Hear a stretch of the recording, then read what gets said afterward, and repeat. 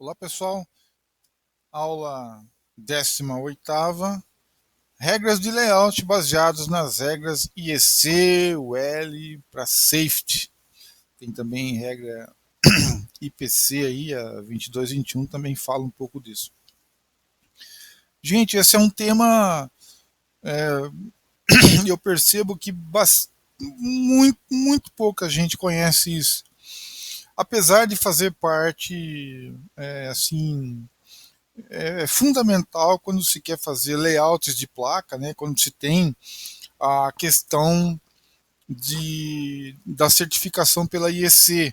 Né? Então, em todos os cursos que eu já dei, toda vez que eu entro nesse assunto, eu pergunto, né? E a gente tem de fato pouquíssimas empresas aí com essa necessidade. Mas eu não sei se porque nunca ouviram falar, não estão a par do assunto, se desconhecem, e se de fato não há necessidade. Mas o fato é que ah, existem regras de layout, não é? Para quem tem que seguir as normas de segurança, de safety, que basicamente estabelecem qual é a mínima distância entre trilhas, né, vamos dizer assim, com um diferencial de potencial seguindo uma tabela aí, né? Vocês estão vendo que essa tabela aqui, ó, que é a tabela 17 da IEC 65335, essa 65335 ela está focada no atendimento aos produtos appliances, eletrodomésticos. Então, os eletrodomésticos produzidos no Brasil, que são exportados para a Europa, obrigatoriamente eles têm que seguir a IEC. Então, o produto que não tiver, não é, é, com essas restrições, obedecendo, podem ser simplesmente negados, né? Eles não conseguem a certificação, né? Aqui no Brasil, um dos órgãos que eu sei do Imetro, né, que seguem, é o Labelo, no Rio Grande do Sul. Ele faz esse tipo de teste, eu me lembro muito bem disso, né? É, havendo necessidade, outros laboratórios também estão capacitados para isso, né? Então você tem que, em pontos do seu layout, que tenham níveis de tensões de 50 a 125, não é? De 125 a 250. Então essas são faixas de tensões que você pode ter entre as trilhas do seu layout. Ela tem que obedecer esses critérios de espaçamento. Então essa tabela da IEC estabelece isso. Então o que nós precisamos é entender a tabela, tá bom? E outra coisa também que eu tenho que falar agora, antes que eu me esqueça, é que como esses critérios de afastamento das trilhas, né, no mínimo essa distância aqui está em milímetro, né? No mínimo 0,2, 0,6, 0,8, 1, 2, 2,5, 4 é 4 milímetros aí, mais 5, 8, 10, 12 milímetros de espaçamento. E isso daí, essas regras não são as regras de DRC, que nós vimos lá em capítulos anteriores, né? Esse tipo de restrição, gente, são regras, os CADs, a maioria dos CADs, chama de constraints, que são regras de restrições, neste caso aqui específicas, relacionadas a creepage e clearance. Então vamos entender essa tabela antes da gente querer criar. São regras de layout específicas para atender esses espaçamentos, tá bom? Não são regras de DRC, lembram lá atrás? Distância mínima de trilha para trilha, trilha para pad, pad com pad, furo mecânico para borda de placa, furo mecânico para trilha. Não são essas regras. São regras específicas, são outras categorias de regras, onde cada CAD trabalha de um jeito, mas eles chamam de constraints, né? O Altium Design são constraints, o Cadence também chama de constraints, a Mentor Graphics também são constraints, também chamam de restrições, né? Constraints, rules. Só que cada um deles tem uma formatação um pouco diferente para se criar. Mas basicamente você cria uma regra específica de restrição de uma trilha dela, a trilha que tem, né, a DDP, para qualquer outra, ou então você cria uma família, né, são net class, você cria uma regra que vale para uma família, porque você pode ser que você tenha entre a trilha uma trilha que passa por um resistor. De um lado do resistor você tem uma diferença muito pouca de tensão, não é? Você vai ter aqui 1 volt de diferença. Então, entre essa trilha de um lado 1 para o lado do pino 1 para o pino 2 de um resistor, é como se fosse a mesma família. Então, você não precisa ter uma regra.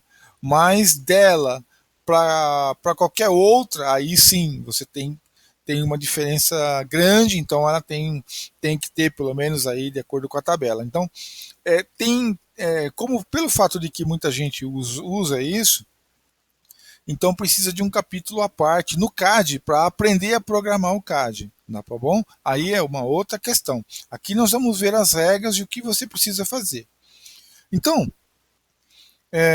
primeiro vamos entender a tabela. Essa é a tabela. Percebam que ele chama de creepage. Não é? Então, primeiro nós vamos ter que, no primeiro passo aí, entender o que é creepage, não é? O que é pollution degree 1, 2, 3. O que é material group 1, 2, 3A, 3B, tá bom? Então, uma vez entendendo isto, nós começamos a aplicar a regra. E aí a regra são esses espaçamentos que tem que ter, supondo o pollution degree 1, ele não leva em conta o material group, ele leva em conta apenas o nível de tensão. Então você tem que ter esse espaçamento entre as trilhas. No caso se a gente estivesse tendo que aplicar uma regra neste momento para um pollution degree 1, para um nível de tensão de 125 a 250 volts, teríamos que ter pelo menos 0,6 milímetros de espaçamento entre essas trilhas, não é? Mas vamos em frente. Aqui eu tenho um link onde vocês podem conseguir também informações, tá bom? Então vamos lá. Pegando a mesma tabela, né? Então vamos ver o que é creepage e clearance. Tá? As duas são distâncias de isolação, só que a creepage, é uma distância pela superfície. Ó, tá aqui, é o azulzinho. Se você seguir o azulzinho aqui, ó. Então, se você tem uma trilha e uma segunda trilha caminhando por entre a placa, né, em linha reta, a distância na superfície é o creepage. Se você consegue colocar uma barreira na frente dela, não é um dissipador, ou você cria um rasgo, não é? Se você conseguir criar um rasgo, essa distância muda, você altera. No caso aqui, o clearance é a distância pelo ar. Então você também, se você consegue colocar aqui, ele fala, se você coloca uma barreira, né, o que seria uma barreira, essa insulated barrier aqui? Seria, por exemplo, tem muita gente que consegue colocar um epóxi, encapsular a sua eletrônica num epóxi. Então isso aí já não é mais o ar, você fez uma barreira, né? Então, se você conseguir colocar aqui uma paredinha de epóxi na, ou de coating, né? Tem processo de coating também. é uma resina, né? Uma é a base de silicone, a outra é a base de epóxi. Então, se você conseguisse pôr uma paredinha entre duas trilhas, você consegue alterar o creepage, que é pela superfície. Observe que o azulzinho ele vem até a paredinha, sobe, caminha, contorna a paredinha e vai, né? E o vermelho, que é o clearance, que é pelo ar, é a menor distância. Então, a menor distância até seria em ângulo ré, num ângulo, né, da trilha até a ponta da paredinha, em linha reta pela superfície e depois em ângulo de novo até a trilha. Essa seria a distância. Depois em linha reta na sequência aqui, né, o, em linha reta o creepage e o clearance são iguais na superfície. É a distância mais curta. Porém, quando você faz um rasgo na placa, esse branco aqui é um rasgo, né? O que acontece? O creepage, que é pela superfície, ele tem que dar a volta pelo rasgo. E o clearance, não, né? Vai em linha reta. Então você não altera nada aqui. Em linha reta, o clearance é muito menor que o creepage. Isso são alguns recursos que a gente vê quando você tem alta tensão entre dois terminais, e a trilha, eles têm uma distância mínima ali, né? Então como você tem que atender o creepage pela norma, você faz um rasgo na placa e você aumenta o creepage. Você resolve o problema do creepage, né? Então, só para fixar, quando a gente fala em creepage distance, que é o que toda essa tabela aqui mostra, né, na parte de baixo, é a distância pela superfície de um ponto ao outro da placa. Lembrando que o creepage pode ser alterado quando você consegue pôr uma barreira ou você faz um corte, um recorte na placa, um slot, tá bom? E você aumenta a distância pela superfície, tá? Então, creepage é a distância pela superfície do material e o clearance é a distância pelo ar, tá vendo? Então, vamos lá. Então, sabemos o que é creepage agora, na tabela. Vamos ver a outra questão. Pollution degree. Então, é o grau de poluição que a placa trabalha, né? O ambiente da placa. Se você vai estar fazendo uma placa é, que trabalha com TI, que está numa sala com ar-condicionado, com a umidade controlada, não é? É um grau de poluição 1. Não é? Não tem partícula condutiva, não tem a umidade controlada, então é o melhor dos mundos, tá? E se você faz uma eletrônica aonde ela vai ficar numa plataforma de petróleo em alto mar, sofrendo maresia, não é? Sofrendo as intempéries lá de umidade, e ainda eu fico imaginando um pior caso ainda, uma atmosfera explosiva. Tem gases, não sei, não é? Dentro de uma bomba de gasolina, num posto de gasolina, né? É uma atmosfera também complicada, porque você tem gases ali. Então, como é que você protege a eletrônica nesse caso aí? Como é que você se garante, não é? Então, vamos lá.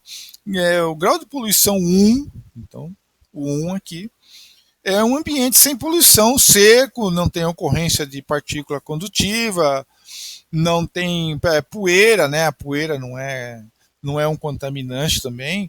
Ou então você está dentro de uma caixa com potting, não é? Um exemplo clássico que eu vejo disso de caixa selada com coating ou com potting, que é uma resina à base de epóxi, né, o potting. E o coating é uma resina à base de silicone, tá? Tem a base de poliuretano, também algumas outras composições aí. Ah, a eletrônica do veículo, né, de um automóvel, aquela caixa de ignição eletrônica deles lá, está dentro de um ambiente muito agressivo, não é? É um grau de poluição alto ali. Você tem gases, você tem poeira, você tem calor, você tem partícula não é? Quando pega chuva, que entra água, o motor pinga, vapor quente, passa numa poça d'água. Só que o que, que o pessoal fez? Muito espertamente, né? E eles protegeram a eletrônica dentro de uma caixa lacrada. Então, uma visão da eletrônica, ela está num ambiente, num pollution degree 1 ali, né? Não tem, a eletrônica está protegida. Então, tudo bem que ali você não sei quais são os níveis de tensões que você tem ali, mas a eletrônica está protegida. Num grau de poluição 2, você já tem alguma coisa de umidade no ar, não é? Então, esse daí é um grau de poluição que a gente usa, por exemplo, para a linha branca, não é? A linha de lavadoras de roupa, né? A gente acaba usando um grau de poluição 2, porque você pode ter sim uma condensação, vapores ali, você pode ter água quente, você trabalha com saponáceos, não é? Sabão, detergentes ali, então já é um grau de poluição um pouco mais ali mais crítico, não é? Então você tem outros eletrodomésticos, por exemplo, o fogão, a lava-louça, né? A lava-louça é terrível também, porque você tem água aquecida, você tem atmosfera com detergentes ali, você tem água quente, você tem vapor. Então, no mínimo, é o grau de poluição 2 também. Eu lembro quando eu trabalhei numa grande empresa, né? Nós a eletrônica de fogões, que antes não tinha, não é? A eletrônica de fogões também é um grau de poluição 3, por conta de ocorrência de novo, você pode ter um ambiente explosivo ali, você tem gás de cozinha, você tem vapores, água quente, líquidos que pode cair em cima, então a eletrônica é protegida, né? A gente, você trabalha com um grau de poluição maior. E um grau de poluição 4, que nem está na tabela ali, eu acredito que a tabela deva ter um grau mais atualizado ainda, me perdão, mas a gente tem partícula condutiva, não é? O exemplo é poeira condutiva, gases explosivos, nesse nível aí.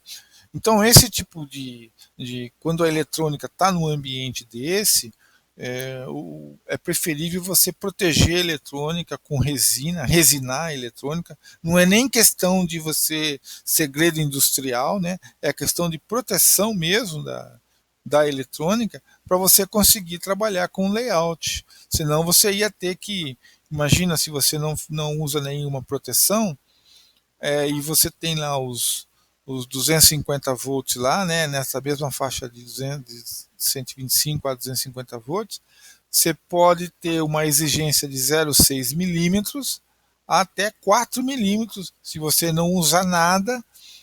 Então, ainda dependendo do material group que você tem, né? Então é bastante, às vezes você não consegue, muita, inviabiliza o projeto por causa disso. Então, o grau de poluição, ok? Tá explicado aí. Outra coisa que a gente tem que entender então é o que é o material group, né? Que é isso aí? Isso é uma outra coisa também que quase ninguém conhece. Muito poucos sabem disso. Aqui é a mesma tabela que a gente está usando, né? O Material Group, de onde vem. E aqui eu consegui um slide do Material Group nesse site que está aqui, o endereço dele.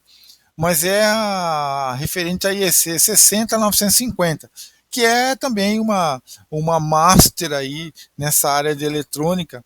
Ela traz uma planilha também parecida, né? Não é tão igual, mas observe que ele fala em grau de poluição 1, 2 e 3, não é? Aqui, grau de poluição 1, 2 e 3.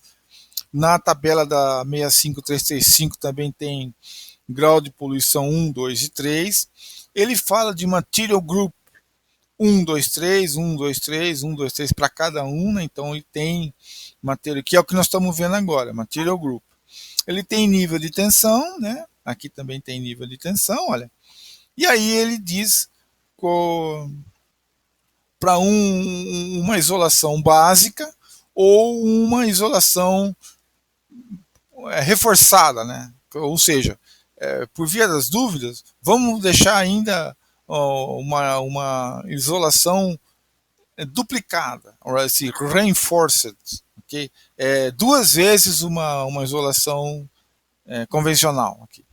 Então, aqui não, na IEC 65335 ele fala só da isolação básica. Mas vamos lá. Então, o material group, gente, está relacionado com um parâmetro do laminado, é o CTI. O CTI, que quase a gente não presta atenção nele, né?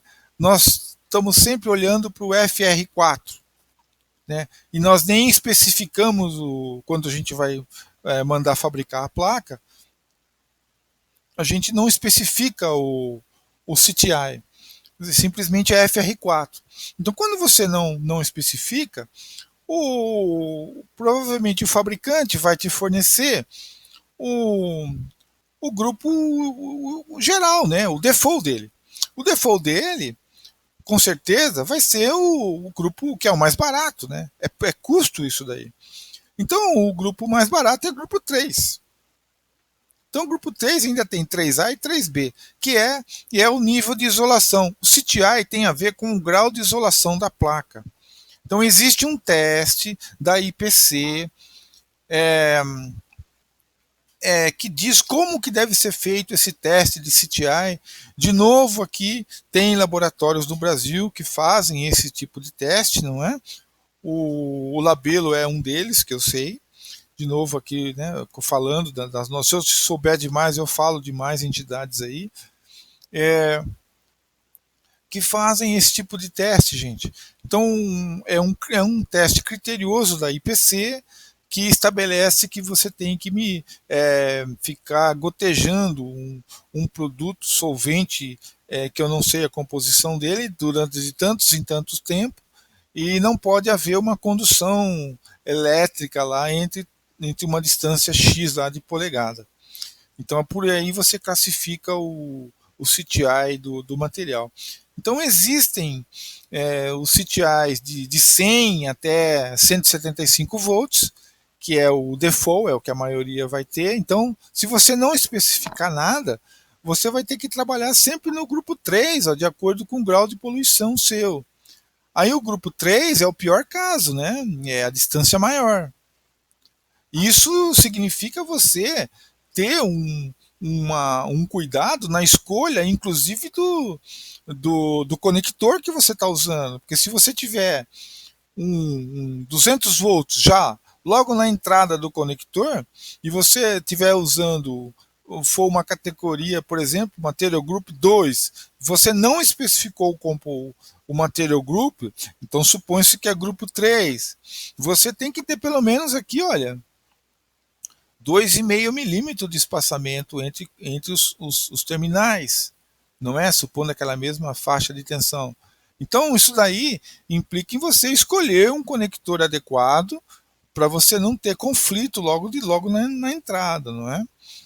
E para o grupo 2, Material Group 2, aí nós temos a tensão de 400 a 600 volts, e o grupo 1, né, que é o melhor, não é? O mais isolante, digamos assim, o CTI é maior que 600. Então, esses são.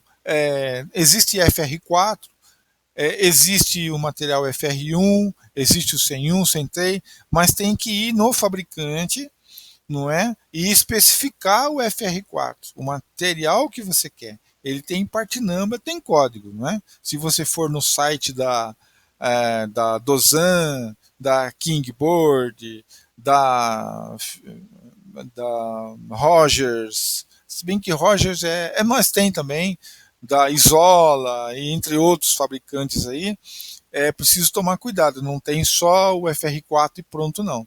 Existe o material FR4 e o grau de isolação. Então acho que agora, desculpa, eu avancei. Esse é o entendimento da tabela. Então o você está querendo especificar qual é o espaçamento mínimo entre as trilhas. Então você tem a tabela. Essa é uma tabela. Você tem a tabela da UL é, 840. Você tem da IEC 62103, se eu não me engano, é uma outra norma IEC de automação. Você tem essa tabela aqui da 60950 e com certeza você tem tabelas de normas militares, não é? Que também fazem uma menção a IEC e você tem que seguir. Esse é o tipo de regra. Essa regra não é uma regra de DRC, é uma regra que você estabelece, uma constraint, aonde você tem que criar um, um nome, né, uma classe de net. Essa classe de net tem que ficar isolada de todo o resto da placa por um espaçamento mínimo definido de acordo com o nível de tensão que você tem, de acordo com o grau de poluição que você considera que a tua placa vai trabalhar e de acordo com o tipo de material FR4, 101, FR1, não sei, que você vai estar usando, que você está especificando, né? Material Group 1, 2, 3, existe um part number para esse laminado, né? E aí você tem toda um espaçamento, né? Um creepage que você usa. Aí sim o teu projeto está seguindo a IEC. De novo, eu vejo muitíssimo pouca gente, não conheço poucas pessoas que fazem isso, algumas só. Quem já trabalha com fonte chaveada, com parte analógica, né? Então, quem trabalha com parte analógica é, fatalmente vai ter que fazer isso daí, né? Se você está fazendo uma eletrônica cujo produto vai ser avaliado, vai ter um certificado IEC, ou você precisa exportar para a Europa ou para os Estados Unidos, né? Assim, enfim, existem essas barreiras aí, essas condições. Então você tem que estar enquadrado nessa norma, ok? É isso.